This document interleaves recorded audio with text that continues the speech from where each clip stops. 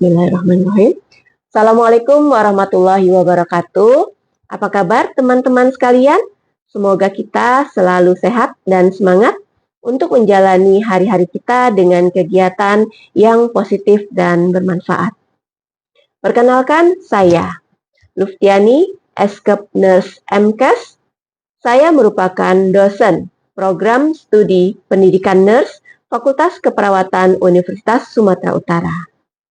Di keperawatan ini, saya mengajar pada mata kuliah konsep keperawatan komunitas, keperawatan agregat komunitas, keperawatan keluarga, dan promosi kesehatan dan pendidikan kesehatan. Pada kesempatan kali ini, saya akan menjelaskan salah satu mata kuliah yang saya ampuh, yaitu mata kuliah promosi kesehatan dan pendidikan kesehatan. Mata kuliah promosi kesehatan dan pendidikan kesehatan merupakan mata kuliah yang wajib yang ditempuh oleh mahasiswa dengan bobot 3 SKS yang terdiri dari 2 SKS teori dan 1 SKS untuk praktikum. Mata kuliah ini menguraikan tentang konsep teoritis pendidikan dan promosi kesehatan bagi klien, konsep dan teori belajar mengajar, konsep dan teori promosi kesehatan dan pengembangan program pendidikan dan promosi kesehatan bagi klien, prinsip-prinsip pendidikan dan promosi kesehatan pada klien sebagai individu, keluarga, kelompok, dan masyarakat di tatanan klinik maupun di komunitas. Melalui mata kuliah promosi kesehatan dan pendidikan kesehatan ini, diharapkan mahasiswa akan dapat menerapkan promosi kesehatan dan kesehatan pada program pendidikan untuk klien dalam berbagai pengaturan klinis. Merancang promosi kesehatan dalam rencana pendidikan kesehatan untuk masalah-masalah umum, baik itu secara klinis maupun pengaturan di komunitas. Mengidentifikasi strategi kesehatan yang efektif, promosi dan pendidikan kesehatan sesuai dengan karakteristik kelompok atau pasien yang ditargetkan, serta memahami konsep dan teori dasar yang mendekati dalam promosi kesehatan dan pendidikan kesehatan. Kemudian strategi yang terkait dengan promosi kesehatan, kebijakan-kebijakan pemerintah yang terkait dengan pelaksanaan promosi kesehatan, dan juga inisiatif pendidikan kesehatan serta tren dan masalah-masalah yang umum terjadi di Indonesia yang berkaitan dengan promosi kesehatan serta di bidang pendidikan kesehatan. Setelah mahasiswa mampu melakukan 4 poin di atas, mahasiswa diharapkan dapat menerapkan promosi kesehatan dan pendidikan kesehatan sebagai proses dalam pemberian asuhan keperawatan untuk klien. Untuk mencapai tujuan dan kemampuan dalam mata kuliah ini, mahasiswa harus mengikuti perkuliahan selama 1 semester dengan jumlah pertemuan 16 kali pertemuan, termasuk di dalamnya pelaksanaan ujian tengah semester dan ujian akhir semester. Pada awal pertemuan, saya akan menjelaskan mata kuliah yang akan saya bawakan dengan menjelaskan rencana pembelajaran semester dan melakukan kontrak kuliah dengan mahasiswa.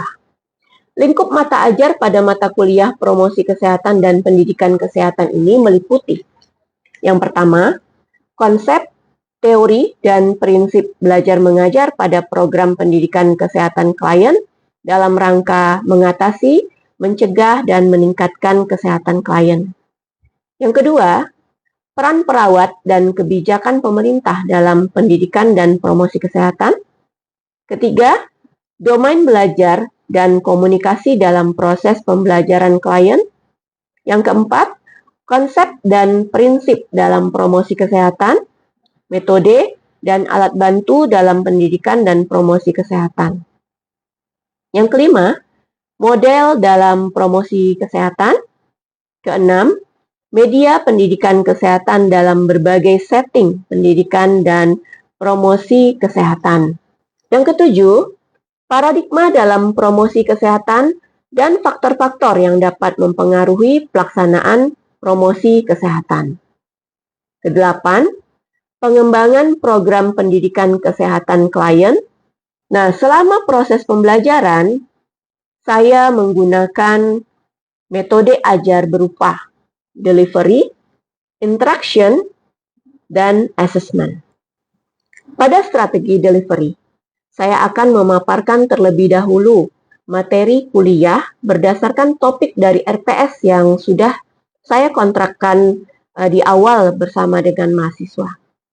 Untuk sumber-sumber materi dari yang akan saya bawakan, biasanya saya mengutip dari sumber berasal dari textbook dan jurnal-jurnal terbaru.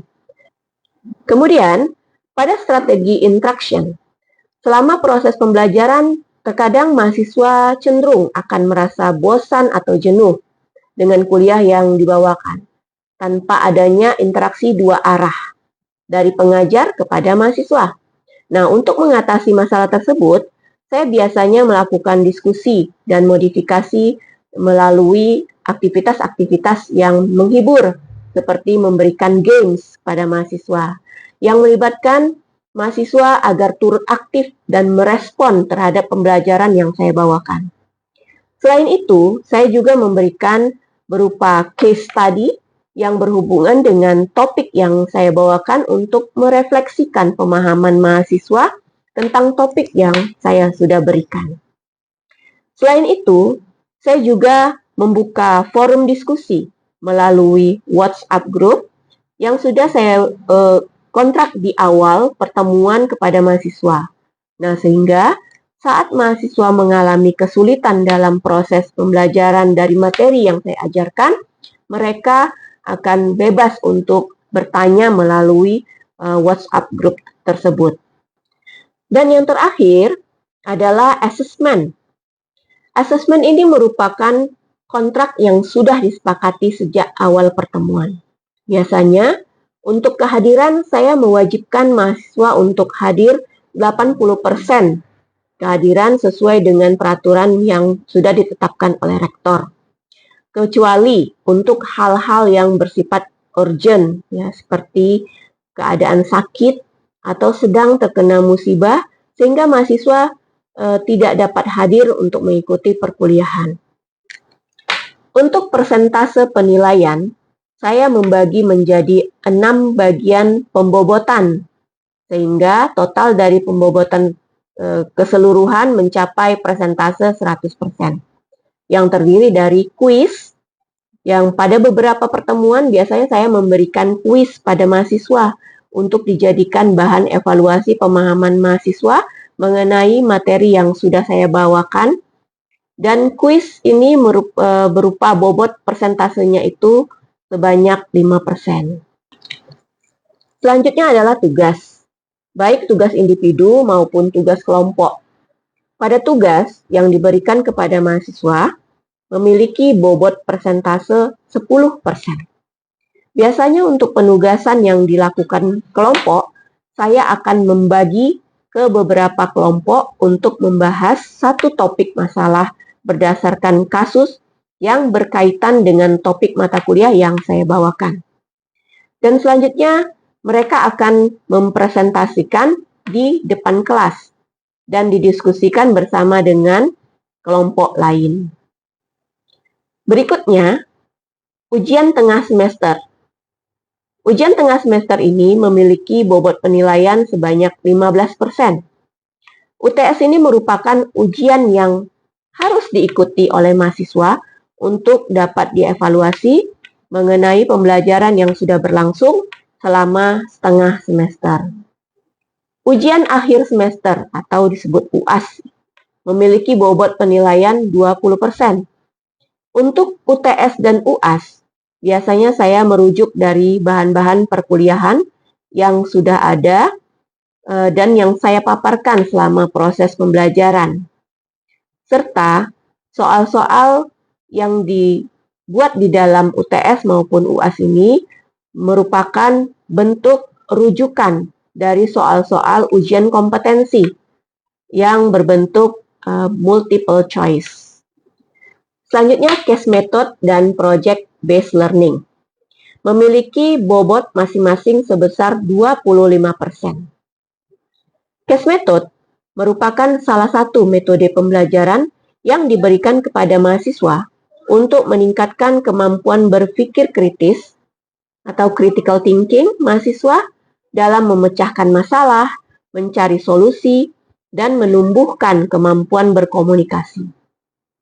Sedangkan project-based learning merupakan model pembelajaran yang menggunakan proyek atau kegiatan sebagai sarana pembelajaran untuk mencapai kompetensi sikap, pengetahuan, dan keterampilan yang dicapai mahasiswa. Project-based ini merupakan metode pembelajaran yang menggunakan masalah sebagai langkah awal dalam mengumpulkan dan mengintegrasikan pengetahuan baru berdasarkan pengalamannya dengan beraktivitas secara nyata dalam kehidupan. Hal ini dilakukan untuk membantu, mendorong, dan membimbing peserta didik fokus pada kerjasama dengan melibatkan kerja kelompok dan membantu mahasiswa untuk fokus pada perkembangan dari mereka. Melalui case method dan project-based learning yang diberikan kepada mahasiswa, secara individu mereka akan lebih kritis dan tanggap dalam merespon masalah di lapangan. Inilah mengapa bobot penilaian case method dan project-based learning lebih besar. Untuk kegiatan praktikum dilakukan di ruangan laboratorium keperawatan, dan untuk praktikum ini saya lebih menekankan kepada pengaplikasian promosi kesehatan dan pendidikan kesehatan yang diberikan kepada klien. Pada praktikum promosi kesehatan dan pendidikan kesehatan ini, materi yang diberikan meliputi menyusun satuan acara pembelajaran atau SAP, merancang media pendidikan kesehatan, membuat media edukasi, metode pembelajaran aktif, pengelolaan manajemen kelas atau masa, menerapkan promosi kesehatan dengan pendekatan pada level individu, menerapkan promosi kesehatan dengan pendekatan pada level keluarga, menerapkan promosi kesehatan dengan pendekatan pada level kelompok khusus, dan menerapkan promosi kesehatan dengan pendekatan pada level masyarakat. Demikian tadi penjelasan rencana pembelajaran 1 semester pada mata kuliah promosi kesehatan dan pendidikan kesehatan. Assalamualaikum warahmatullahi wabarakatuh. Assalamualaikum warahmatullahi wabarakatuh. Waalaikumsalam warahmatullahi wabarakatuh. Selamat pagi semuanya. Pagi, Bu. Apa kabar hari ini? Baik, Bu. Sehat semua ya? Ya. Alhamdulillah. Ya. Ibu juga berdoa semoga kalian selalu diberikan kesehatan untuk mengikuti pembelajaran pada hari ini ya bersama Ibu. Ya. Nah, kebetulan ini pertemuan pertama kita ya. Jadi kalian masih semester 2 ya, karena kita baru kali ini pertemuan pertama di kelas ini, mungkin ada baiknya kita perkenalan dulu ya. Apakah kalian sudah siap kuliah hari ini? Ya, Bu. Semangat lah. Ya baiklah. Perkenalkan, nama saya Luftiani Eskep Nurse MKes. Ya. Nah, saya merupakan dosen pada Departemen Keperawatan Jiwa dan Komunitas. Kebetulan saya di Fakultas Keperawatan ini sudah cukup lama ya menjadi dosen. Dan pada kesempatan ini saya ditunjuk menjadi dosen pengampu untuk kelas kalian pada mata kuliah promosi kesehatan dan pendidikan kesehatan. Pada pertemuan awal ya, kita sudah pernah menjelaskan tentang kontrak dari RPS ya. Nah, untuk kontrak RPS disebutkan bahwa mata kuliah promosi kesehatan dan pendidikan kesehatan ini ada beberapa tim teaching yang mengajar ya, dan pengampunya itu adalah saya. Nah, hari ini kita akan kuliah topik pertama yang berjudul konsep promosi dan pendidikan kesehatan. Ya.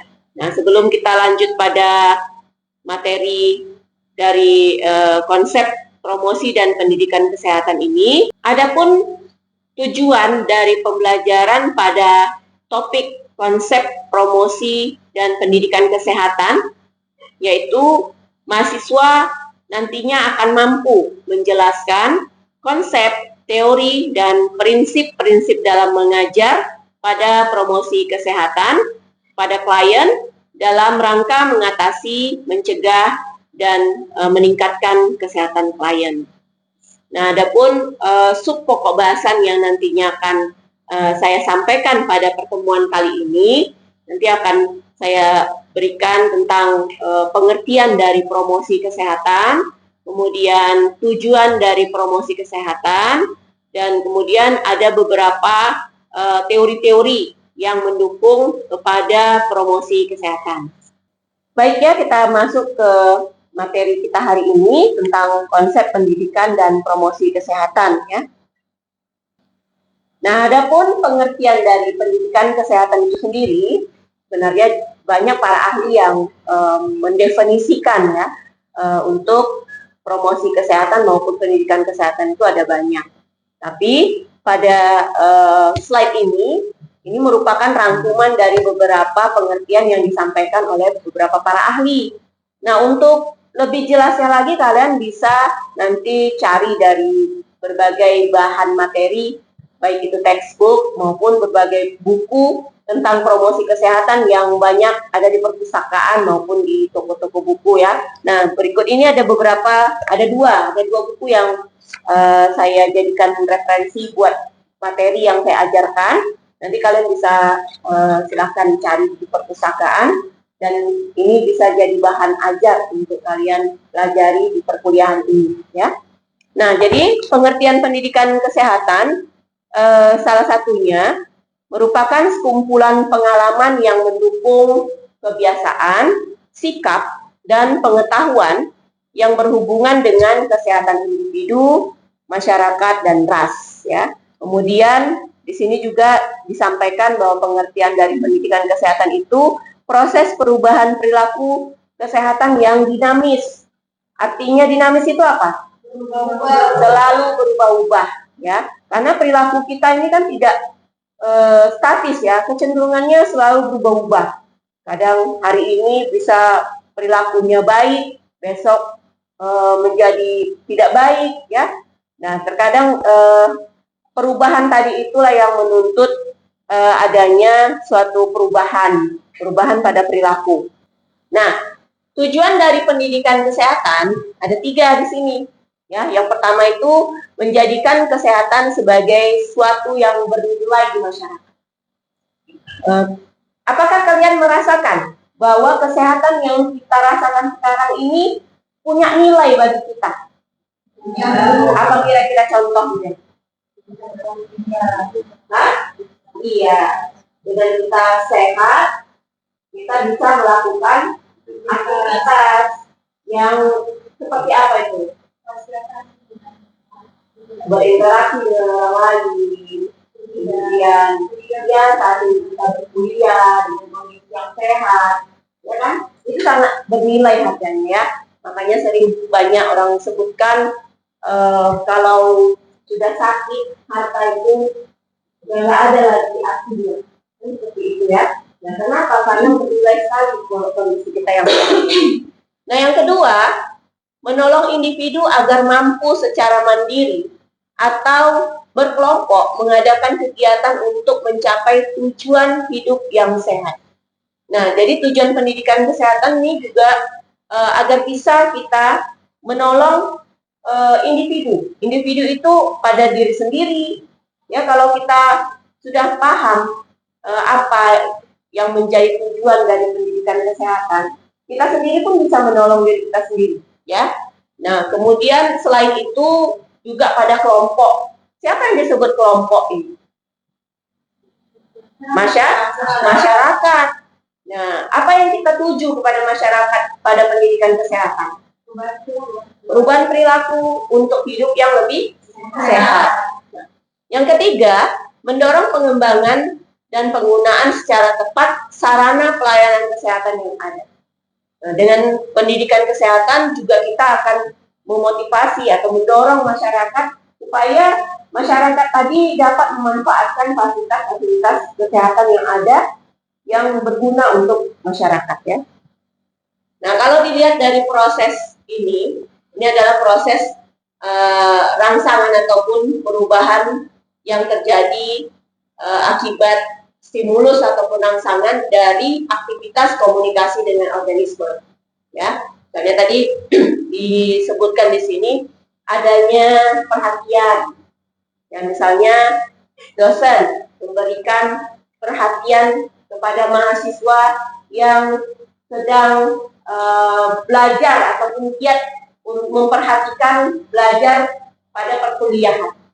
Kemudian muncullah reaksi tertutup tadi, adanya perubahan sikap. Ya, sikap itu apa? Respon sebelum bertindak. Nah, kira-kira ada seorang mahasiswa yang punya minat belajar yang besar pada perkuliahan hari ini, kemudian si dosen, saya sebagai dosen mempunyai reaksi tertutup ataupun reaksi perubahan sikap kepada mahasiswa tadi. Bentuknya apa kira-kira? Apa yang bisa saya munculkan sikap ataupun perubahan sikap kepada mahasiswa tadi yang rajin tadi? Mungkin ibu lebih enak menangkapnya, lebih semangat. Ya, senang, rasa senang, muncul empati, ya. Nah, itulah dia perubahan sikap, tapi belum melakukan tindakan. Nah, selanjutnya ada reaksi terbuka. Ya, di sini perubahan pada praktek perilaku. Apa kira-kira bentuk respon terhadap perubahan perilaku setelah tadi adanya perubahan sikap pada mahasiswa yang dosen tadi itu senang melihatnya? Kalau untuk perubahan sikap, perubahan perilaku itu dari kamu dan diungkapkan dari kayak kelas manusia. Iya, betul. Ujian. Kamu hebat ya, pintar ya, hari ini bisa menjawab dengan benar. Ya, begitu juga ya perubahan-perubahan perilaku ini yang bisa kita aplikasikan pada aktivitas pendidikan kesehatan pada masyarakat. Ada contoh lain yang sudah kita jalani riwayat masalah kesehatan yang global tentang COVID. Contohnya apa nih? Sampai kepada saat mencoba bahkan sudah menjadi perilaku sehat.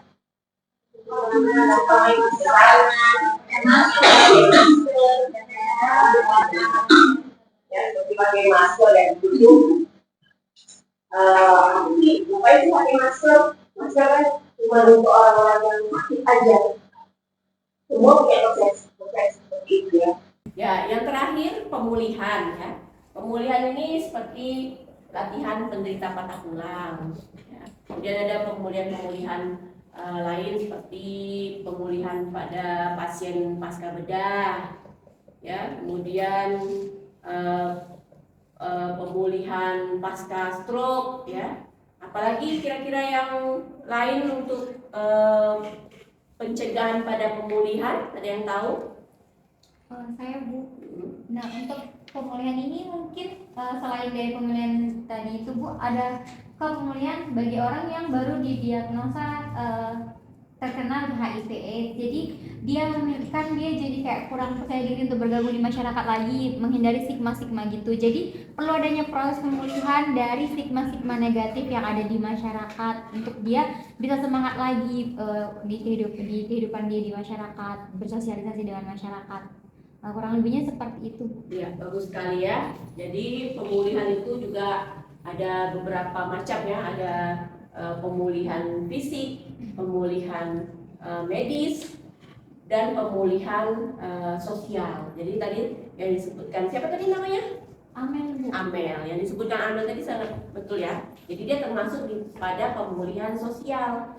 Nah, ada lagi contoh pemulihan sosial itu remaja yang pernah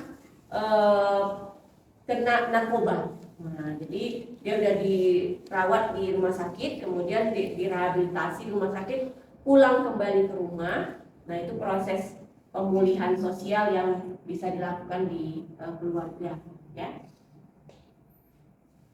Oke, baik, sampai di sini materi kita selesai. Kira-kira ada yang ingin ditanyakan? Tidak ada? Ya, baiklah, kalau tidak ada, saya akan mengevaluasi ya untuk mengukur sejauh mana pemahaman dari penjelasan materi yang sudah saya sampaikan tadi. Ya, baiklah, saya akan beri pertanyaan. Ya, pertanyaan pertama, tadi materi yang saya sampaikan ada tentang faktor yang mempengaruhi perubahan perilaku. Siapa yang bisa menyebutkan faktor-faktor apa saja yang menjadi faktor yang mempengaruhi perubahan perilaku? Ada yang tahu? Ya, silakan. Siapa namanya? Wika. Silakan Wika. Jadi yang di faktor tadi ada 2, Bu. Yang pertama itu faktor predisposisi dan yang kedua itu faktor pemungkin. Kalau di faktor predisposisi itu dia ada sikap dan pengetahuan. Sedangkan yang satu lagi itu dia untuk mendukung faktor yang sendiri. Iya, bagus sekali Wika ya. Jadi kurang satu sebenarnya Wika. Jadi dia ada 3 faktor ya. Tadi ingat kan masih 3 faktor ya. Faktor predisposisi, faktor pemungkin, dan faktor penguat ya. Jadi kalau untuk faktor penguat contohnya apa? Contohnya apa tadi? Peraturan, kebijakan, stakeholder ya. Nah, itu dia. Jadi ada 3 ya. Ya, oke. Terima kasih Wika udah paham ya dengan materi yang Ibu sampaikan. Nah, satu lagi pertanyaannya. Nah, tadi Ibu juga udah menyampaikan tentang tempat pendidikan kesehatan. Nah, siapa yang tahu tempat pendidikan kesehatan itu di mana saja yang bisa kita lakukan kegiatan pendidikan kesehatan? Siapa yang tahu? Silakan. Siapa namanya? Wilda. Apa itu Wilda? Yang pertama itu ada di sekolah, kemudian di lingkungan pekerjaan gitu, tempat kerja, itu lagi di masyarakat. Iya, bagus sekali ya. Jadi Wilda tadi menyebutkan ada 3 tempat pendidikan kesehatan. Sebenarnya tadi sudah saya sebutkan di mana saja ya, tapi yang paling umum itu bisa kita lakukan pendidikan kesehatan itu di sekolah, di tempat kerja. Tempat kerja di mana? Pertambangan. Iya, di pelayanan kesehatan. Di mana aja? Puskesmas, rumah sakit, iya bagus. Dan satu lagi di masyarakat. Ya, semua jawabannya sudah baik sekali ya. Jadi kalau saya menilai dari hasil evaluasi kalian sudah mampu untuk menyebutkan beberapa materi, menjelaskan kembali beberapa materi yang sudah saya ajarkan tadi ya. Terima kasih atas perhatiannya. Kita ketemu lagi di minggu depan dengan topik tentang peran perawat dalam pelaksanaan pendidikan kesehatan. Ya, jadi nanti kita akan jumpa lagi di pertemuan kedua pada jam 9 pagi di ruangan ini lagi ya. Ya baik, kalau tidak ada lagi yang ingin ditanyakan, kita cukupkan sampai di sini. Assalamualaikum warahmatullahi wabarakatuh. Selamat pagi. Waalaikumsalam warahmatullahi wabarakatuh.